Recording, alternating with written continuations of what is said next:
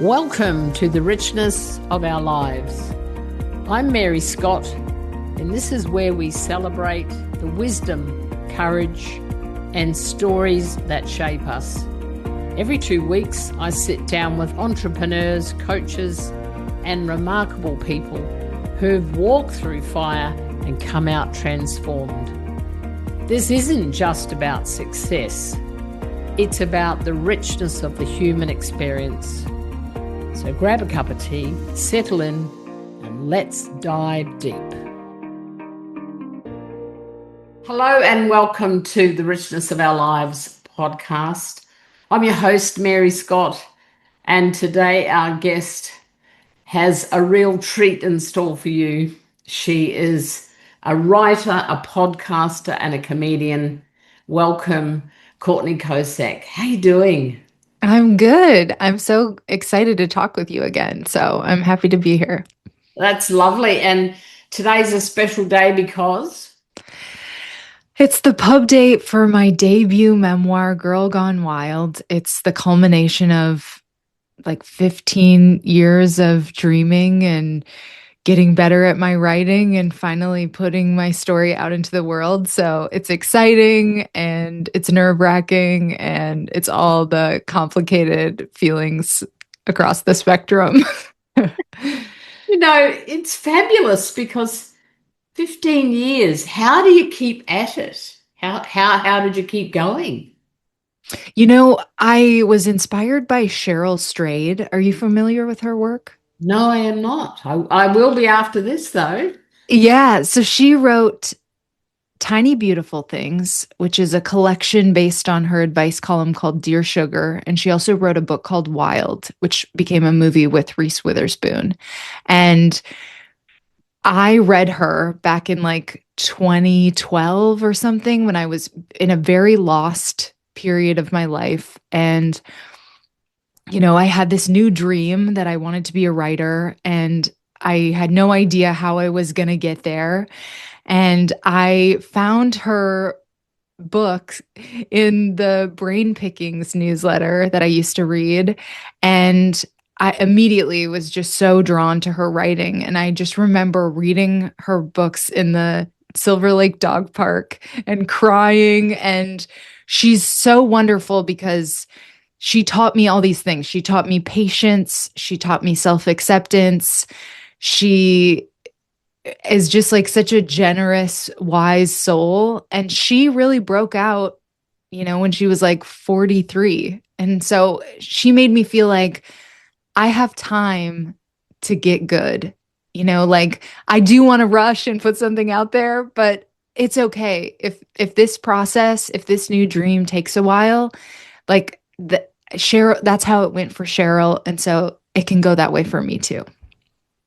That's quite amazing, isn't it? Because we're in a world of instant gratification, right? Now. Yes. And, I think when you're collecting special memories like you were, I think I read somewhere you wrote your journaling, like 14 years ago, and I think, how does that stay relevant all that time? I know it's part of your journey, but if you think about what you wrote, say 14 years ago, because I was reading, is that still part of who you are?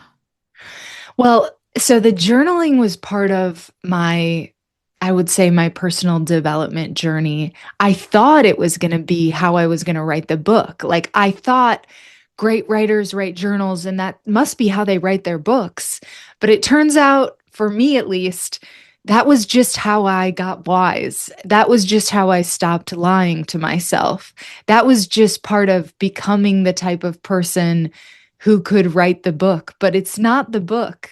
The book, I was shocked to find out, in recent years, like I didn't even go back to the journals for fact checking. The journals, helped me become who I am. And then that person is who wrote the book through craft and through memories and through all of that. And it is so funny to me today that those two things are not as connected as I thought they were going to be. But I'm so grateful for the journaling because I don't think the wisdom would have come if I wouldn't have, you know, done that part of the process. I love that. I was trying to think, there was a book I read years ago, The Getting of Wisdom. I can't remember the author now, but I love that. I was thinking, get wisdom? Because I always think of wisdom as a year's, if you're older, you've got wisdom, but that's not necessarily so, because I think Yeah. you actually build, and then, that author was talking about the getting, and I was like, where do you get it? But wisdom is a learned experience, and what unfolds, doesn't it? Is that your Hmm. experience? Yeah, it was a combination of things for me. It was, you know, reading people like Cheryl and other people that had already gone through some of the experiences, or, you know, I'd been through quite a lot at that point in my life, but I didn't know how to make sense of it all. And so reading people that were able to synthesize those experiences really helped me. And then for my own work, putting it down on the page Yeah. made it so hard for me to tell myself a false narrative. And it showed me what I didn't know. It showed me the type of person I didn't want to be. You know, it helped me lean in when things were good. It gave me a place to, you know, I did therapy and other things, but it really gave me a constant, it put me in constant dialogue with myself, which I needed to be in that place to get the wisdom, to really be in touch with that inner voice and start to follow it a little bit more, or really like, you know, I had been through some experiences that maybe made me question my intuition. It also put me back in touch with that. And so I really credit journaling with the way that I got wisdom. That was one of the top ways. And then also reading other people's, you know, learning from other people. Yes. And what you're describing is so therapeutic. But Oh my God. the other word I had was, it's absolute bravery and courage, because what you're saying is that what you then wrote, your narrative, oh, is that the truth? It's Hmm. confronting. And I know I've been a great one to be talking about journaling, like, take it out of here, give it form, put it there. I've been Yeah, saying this yeah. for years, because otherwise it stays here and it just gets very messy and tangled. And this is what keeps people awake at night. And I say to people, just get up, write it all. And Hmm. one of the things, and this is what's making me smile today, is I say, doesn't even matter if it doesn't make sense to you, just get Yeah. it out, and you don't necessarily need to read it the next day. But, I'm sitting here going, well, maybe you do. Because in that darkness of the night, it's usually Uh-huh. it's usually that 2, 3 a.m. time when you wake up and everything that you're worried about is there.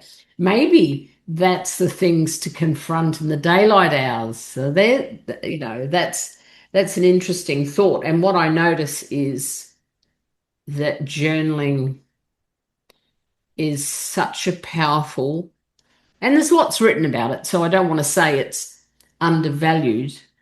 But I think it is in some ways. I think for a while it was trendy, but the Hmm. power of it is underestimated. What do you think of that? Yeah, I think there have been studies about also, you know, I type a lot now. Like I keep a short journal that's just like a one line a day journal. It's really like 4 sentences that I write. I do that by hand, but I type mostly. And but there's something at this point I was doing handwritten journals. And there's something so powerful about that hand body connection. And then another thing, sort of as you were just saying, I think understanding the patterns, like breaking your own negative patterns. And for me at this point, I was really struggling in relationships. I would, you know, especially in breakups, like finding my worth again, you know, stop learning to stop obsessing about the other person, like, all of those kind of negative, toxic patterns, I was able to see through the journaling practice and really like come back into my own power. And then I started using it for other things, career, etc. But truly a game changer. And I had like such a strong practice. For the first time, I was just like, I'm just going to finish one journal. I've never finished one whole journal before, but I finished one, and then I started filling up all kinds of journals. And I really think, like, if I want to point to when I like kind of came of age, or like when I came into myself as a woman, I would say it's probably about that 5-year period that I was journaling. And by the time I was able to like step back a little bit from that process, is because I had put in so much time and I had gotten so much from it that, yeah. Yes, I was just thinking about writing, the actual act. There's something about the neural pathways Uh-huh. that help that, as opposed to typing. I love that you've handwritten them, and Uh-huh. uh, like I love fountain pens, for example. I think they're so cool to write with. They're a bit messy, but I Uh-huh. think one of the reasons I like it is because it's more intentional and it's slower, because you can't write fast with something like this. Yes. And Yes. I've never done the research, but I love that thought that we then have a clear message going back and forth, Mm-hmm. because I think that some of the things that you're saying in your book, and I'm looking forward to reading it, incidentally, is that what I think, and tell me if I've got this, I'm on the right path, but you're talking about the different parts of you that are all of you. Oh, yes. Well, the process of writing this book put me back, because it covers a long period of time. It's sort of like birth to 40, which is not everybody needs, most memoirs are a little bit more narrow than that. So, and I think one of the things, when I initially had that dream of I want to write a memoir someday, I remember being so jealous of this writer comedian that I was dating at the time, because it seemed like he had access to all these memories and I felt like I don't have that. And what I realized is that I had all this shame around some of these experiences, and so I suppressed some of those memories. And in reality, once I really started digging, I could access everything. And through the process of writing the book, I was able to have so much love and compassion for all of those different versions of myself, and really like reintegrate them into who I am today and be proud of them. And that's such a powerful thing, to not be trying to distance yourself from another version of yourself, because you were just doing the best you could. So Yeah. yeah. Yeah, I like that, because quite often, I certainly been on the planet for a few decades. I notice how sometimes people discard that part. It's like Hmm. it's frozen off. It's been put in Yeah. the freezer.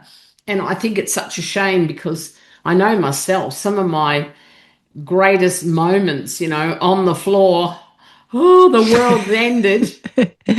They're my best lessons, and yes, they might be vertical learning curves, but those are my treasures, really. They're my Yeah. encyclopedia to what I'm doing now. And what would you say to people that have never journaled, or have not contemplated just sitting, and even if it's just words, how would someone get started? Yeah, I think, well, if you're going through it right now, you're going to have a lot of inspiration just in your daily life. So lean into that if you are struggling at the moment. But for you, it also might be something that, as we're talking about this shameful stuff from our past, and if that's been something that you've been suppressing for a long time, I mean, just starting to pick at that a little bit and like see what is that all about. And I'm not going to say it's an easy process, but if you set a practice for yourself, like, okay, I want to do this every day, or maybe if every day feels too much for you, I want to every Sunday, I'm going to sit down and I'm going to be in conversation with myself and I'm going to get a little bit out. And just starting a practice, whatever that is for you, and asking yourself questions, whether it's about what's going on right now, or if you have some stuff in your past that you're trying to figure out what went wrong there, or like, why wasn't I the person that I wished I was in that situation? And I love how you said that about the vertical learning curve, because that's exactly it. Like, those lessons are so powerful. And once I could embrace that, that is really when I feel like I stepped into the fullest version of myself. It's like, no, that's not to be embarrassed of. Like, the growth that can come from that is so empowering. Yes, exactly. And I always call those experiences, and it's a bit of tongue in cheek, oh, that was a character building moment, Yes. you know. And people go, what? And I think that you have to frame it like that, because otherwise we go down the slippery slope and we never get out of it. And I notice a couple of times you're talking about shame. Tell Mhm. me more about your experience of shame and how you've emerged from it. Yeah. Well, I had this big dream that I was going to be an actress growing up. And, I think I wanted to be an actress because I was a person with a, very empathetic heart. And I had not had all these experiences that had happened to me. And I wanted to I wondered how it would feel. And so I had that dream. And in the process of chasing that, and just in the process of being a young woman, I had all these experiences especially in my early 20s, that there was so much shame around, sexual assault, um, experiences encountering the underbelly of the entertainment industry, having an abortion at 23. And I, I mean, those were now I can look back and say they were so pivotal, but at the time I just wanted to put distance between me and whatever had happened. And really identifying that, no, first of all, some of those experiences were not my fault, or, certainly not entirely my fault. And being able to kind of go back and reassign, like, do I need to carry all of this shame?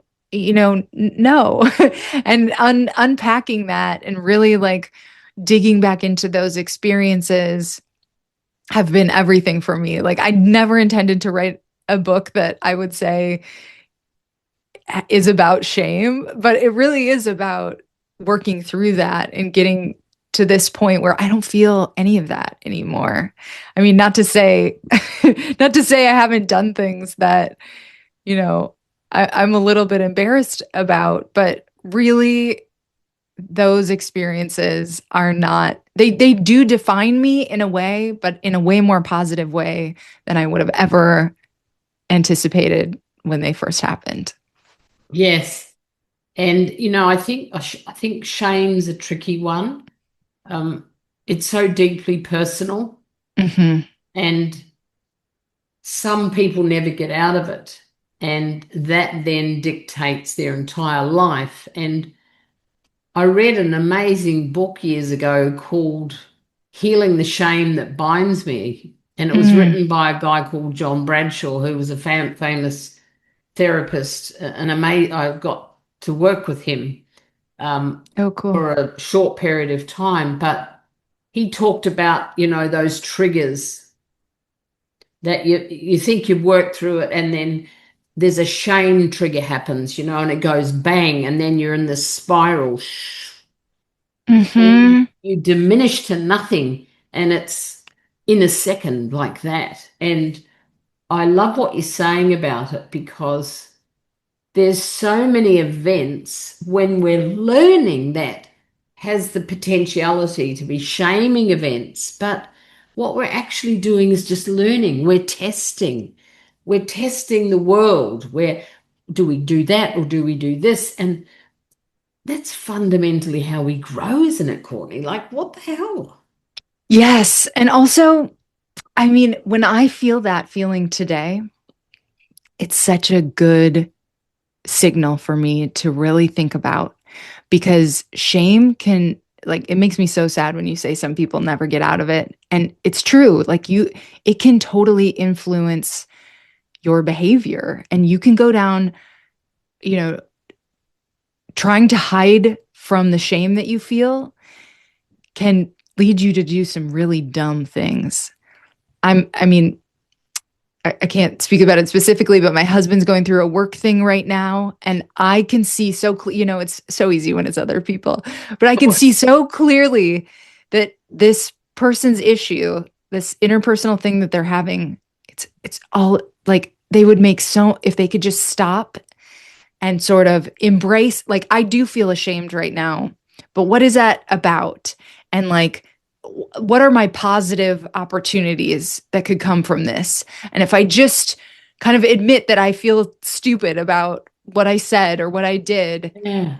then I can move forward in a much better way. And like, maybe you still wish you didn't do the thing, but there's repair that can happen if you stop and acknowledge to yourself, I feel ashamed of this right now. And I've had things, recently. It's not like I'm fixed or whatever. It's like this is Oh, no, lifelong. really? Doesn't it even? But Me too, really, Courtney. yes, look, pain. Okay, I see the signal. I feel the shame. I don't want to I don't want to go deeper into that. So really, like, how can I surface that for myself and then make us so much better of a situation? It's like, if you get caught doing something, admitting that you did it, and seeing how you can make it better, that's going to be so much better than running away from it. And think about the whole energetic of that. Yes. Oh, yeah. Yes. Right. Righto. Yes. I've done it. Yes. Oh my God. I don't even want to tell you that. You're my bestie. And rather than that whole suppression, and I imagine, and I don't know enough about it, but this is how people get sick, because that's the pushing down, the Yeah. compounding, the contracting, all of that goes on, trying to keep the lid on it. And gosh, it's so, well, I think the path is struggle, struggle, struggle. And, I think probably death takes us in the end, Yeah. because you simply cannot contain that forever. Well, and just think about how much better, like, it's like a weight lifted off your shoulders. Like, we say that for a reason, because it literally feels like that sometimes. I remember I couldn't talk about my abortion for over 2 years. And when I could finally say it, I felt like a feather. Like, I felt just Yeah. being able to say it out loud. I felt, it felt so good. And then when I could admit it in front of, in just a conversation like this or in front of a group of people, I could reclaim like what that meant to me. And it makes me feel like a lighter person. And that applies to so many other things too. And you're right. Like, yeah, if you keep suppressing it, I do think that lives in the body, and it must make us sick. Oh, absolutely. You talked before about therapy. How Hmm. how in how impactful has the therapeutic experience been for you in your life?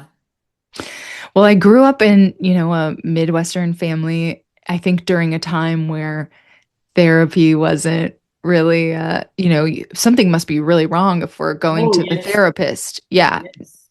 Like, totally negative idea of it. And so I think it would have been great to go sooner. I did go for a bit in college, or excuse me, in high school, when my mom had had an eating disorder, and she found out I was abusing laxatives, and I wound up going to this therapist who I really think that was an important relationship. And then I went back as an adult when I was struggling with breakups.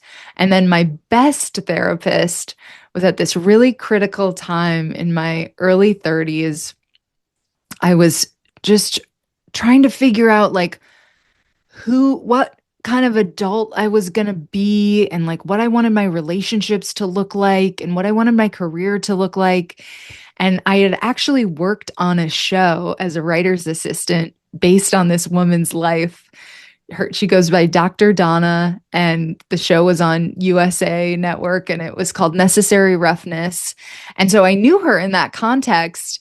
And then when I was really, after my grandma passed, I was cleaning out my office and I found this conch shell she gave me. And I was like, oh, I should go to Dr. Donna.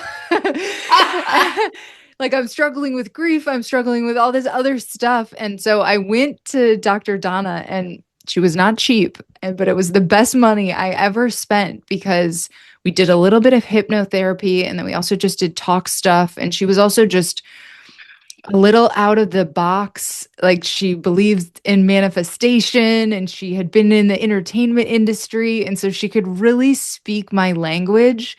Yeah. And it was maybe, I'm going to say, the bulk of our work together was probably within like 6 or 7 months, but it was transformative. It was, I mean, I write a chapter about her in my book. Oh, but beautiful. she was everything. I mean, she did really like exercises that I could take with me.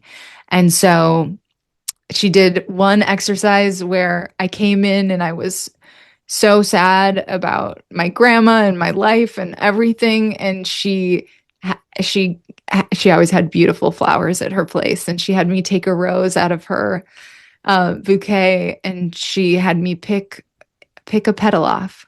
Okay, is it still beautiful? I would be like, yeah, it's still beautiful. Take another one off. Is it still beautiful? Yeah, it's still beautiful.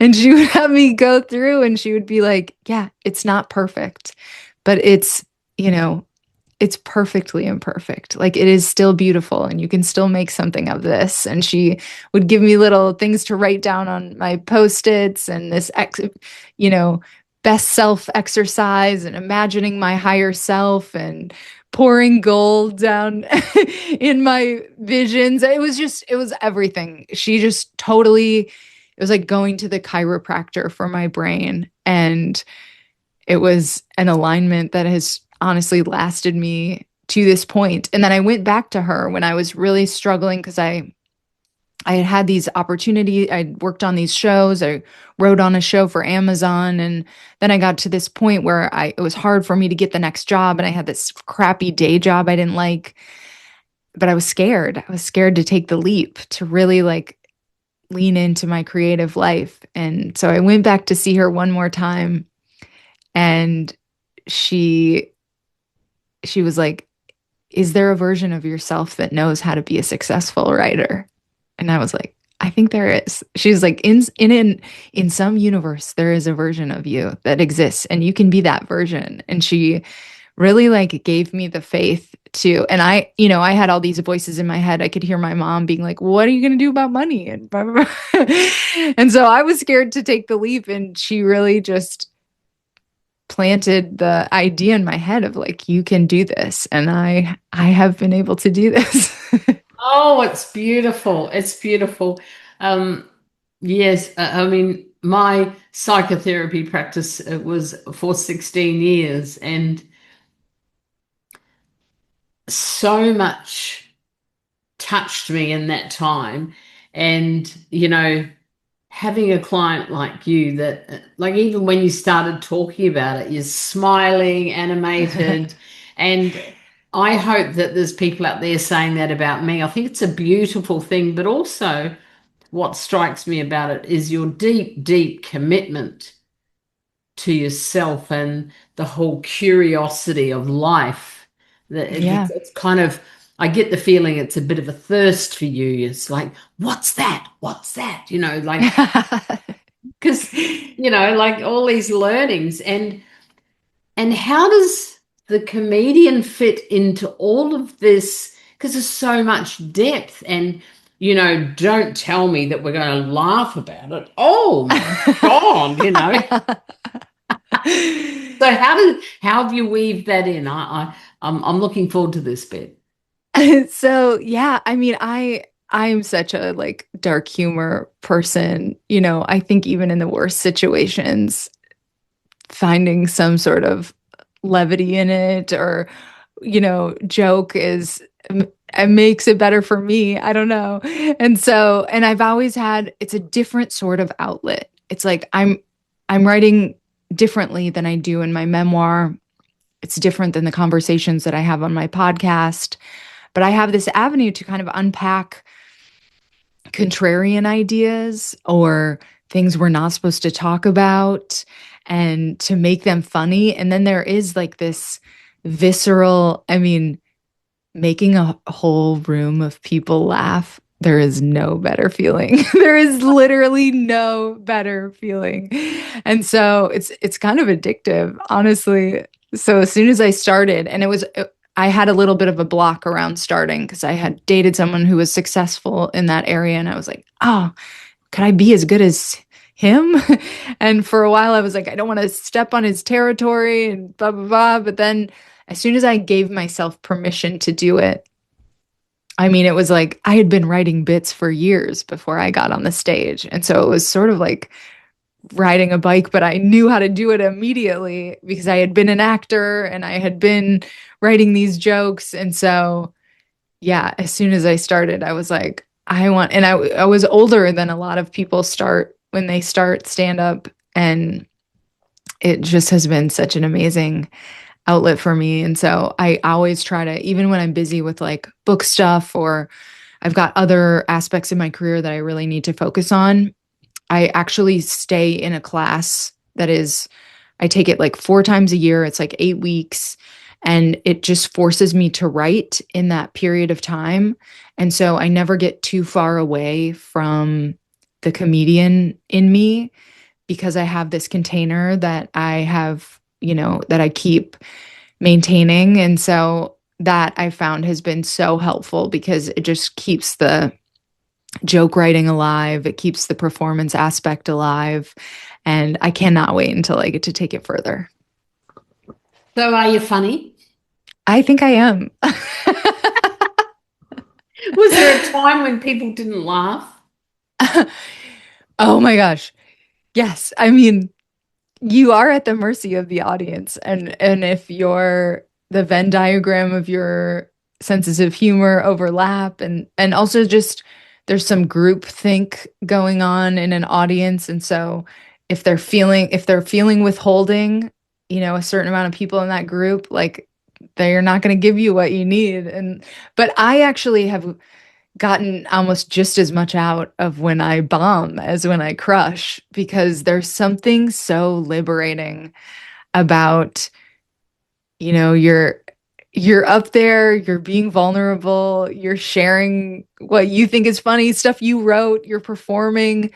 And if you bomb, I leave the stage now. I was so scared of it at first, like, oh, that's the worst thing that could happen is I bomb in front of these people.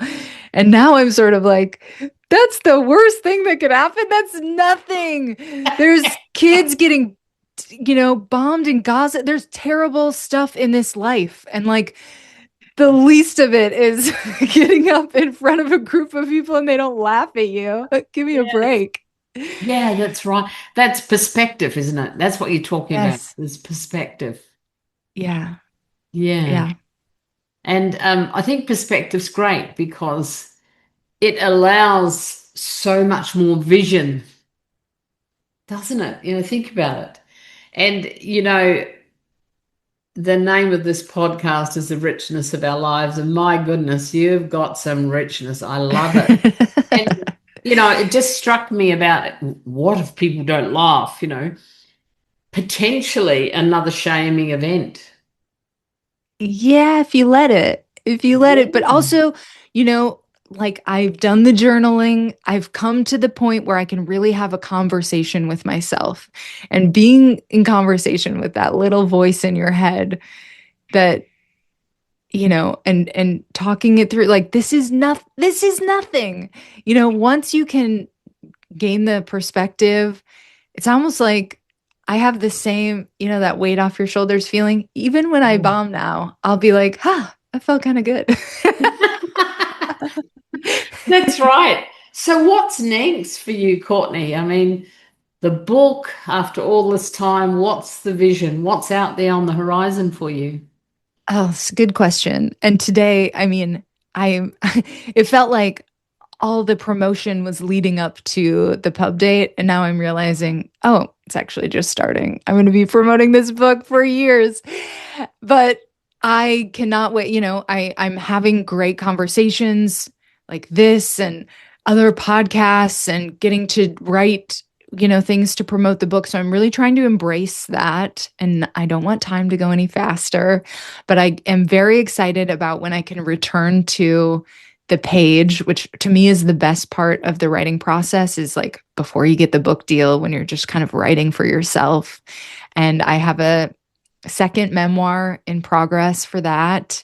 I am going to try to sell the TV series related to Girl Gone Wild. So that is also on the back burner. I have big dreams of I would love to open for a bigger comedian and get the experience of doing touring on the road. And so there's a lot of things that I Wow. still want to do. I feel like, just a lesson for anybody out there. I think we grow up with all this idea of like your life's over after 20 or 30 or God forbid 40. And that's the biggest lie that is perpetuated. Yeah. It's like the opposite. Like your life gets better as you keep going and you get wiser and you can chase your dreams until you are out of breath. Okay. Until you are down in the ground, there's still an opportunity to chase your dreams. And so for me, I feel like I'm just getting started. They're just getting bigger. Oh, that's lovely. I love that. Just repeat what you said about being out of breath. Chase your dreams. Chase your dreams until you're out of breath, until you're in the ground. I mean, there's no expiration date. And the same thing goes for, yeah, like getting in your head about, I hate the messaging around for women, especially like your beauty is over after you hit a certain age. Like that's also garbage. I remember like, well, I was there when my grandma passed. And I remember looking down at these like thin little legs that had carried her throughout her whole life and just her body, and she had 9 kids. And I was like, I'm sure she felt some hatred toward her body in her life. And I just realized like how silly that is. Like this beautiful body carried her this entire time. And like, how incredible is that? And so it really sort of was this lesson for me in any sort of self-hating, not like I'm not cured. I still have those moments, but when I have them, I try to remember that and just like, it's incredible that we have time on this planet and we should not spend that time hating on ourselves or stopping ourselves from achieving what we want. Oh, absolutely. I love that. And that's right. And I remember turning 30 quite clearly going, oh gosh, Which isn't that so silly in retrospect? You're 30. Well, it was kind of like, oh God, And I can relate to what you're saying. I feel like my life is so rich now, and Yes. it's just got better and better and better as the decades of as I've watched them, skid by Mhm. sometimes. And I think that's a lovely message for our audience. Is there any last things you'd like to say before we finish up today? Is there any little lines that you'd like to leave us with? I don't know if I can outdo that. Well, you've already given heaps, so it's all right. I'll let you off the hook. Yeah, I mean, just get out of your You know what Dr. Donnie used to say? She would say, "Get out of your own way, boo." Well, there you go. I think that's what we'll leave it at. Oh, gosh, I've loved our time together. Me Thank you too. Thank for you the so much. richness of your sharing. I mean, I've used that word quite a bit, but it's true. It's beautiful. And I'll be getting your book and I'm going to be just seeing what happens from here. I think it's lovely. And you're a great demonstration of live life and get all the juice you can. So thank you so much for your time today. Thank you so much for having me. And I hope this is not our last conversation. Oh, absolutely. Thank you for joining us on The Richness of Our Lives. If today's conversation stirred something in you, I'd love to hear about it. Connect with me on social media, leave a review, or share this episode with someone who needs to hear it. And if you are ready to step into your own bold journey, join our vibrant Chair Squad. We meet weekly for coaching and connection. Until next time, continue to embrace the richness of your life. I'm Mary Scott, and I'll see you in 2 weeks.